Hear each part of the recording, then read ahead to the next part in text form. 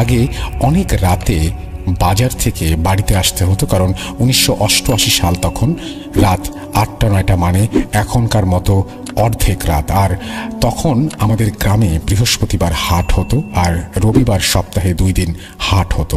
আমাদের অনেক বাঁশঝাড় ছিল গ্রামে, তাই অনেক ফসলাদি হতো। আমি প্রায় আমাদের ক্ষেত থেকে হোগলা কেটে ও বাঁশ কেটে বৃহস্পতিবার হাটে বিক্রি করতে যেতাম। ঠিক তেমনি একদিন ফলের সময় অনেক কাঁঠাল গাছ, আম গাছ, তাল গাছ হওয়ায় সেই বছর অনেক ফল হয়েছে। একবার আমার বড় ছেলে সেনাবাহিনীর চাকরি করত, সে কুমিল্লা ময়নামতি ক্যান্টনমেন্টে ছিল। তার একটি কন্যা সন্তান জন্ম হয়েছে, তাই শুনে খুব খুশি হলাম যে আমার নাতনি হয়েছে। ময়নামতি ক্যান্টনমেন্টে হওয়ার কারণে তার নাম রাখা হলো ময়না। তাই তাকে দেখতে যাব বলে ভাবলাম। ছেলেকে জানাবো না ভাবলাম, জানালে হয়তো ছেলে বলবে বাবা এটা ওটা এনো। আর এমনিতে আমি খুব কাজকে ভয় পেতাম। পৃথিবীতে আমার মতে আমি শুধু কাজকে ভয় পেতাম, অন্য কিছু নয়।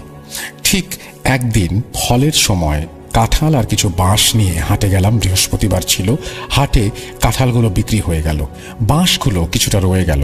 তাই ভাবলাম যেগুলো বিক্রি হলো না এগুলো হাটেই থাক, রবিবারে হাটে বিক্রি করে দেব।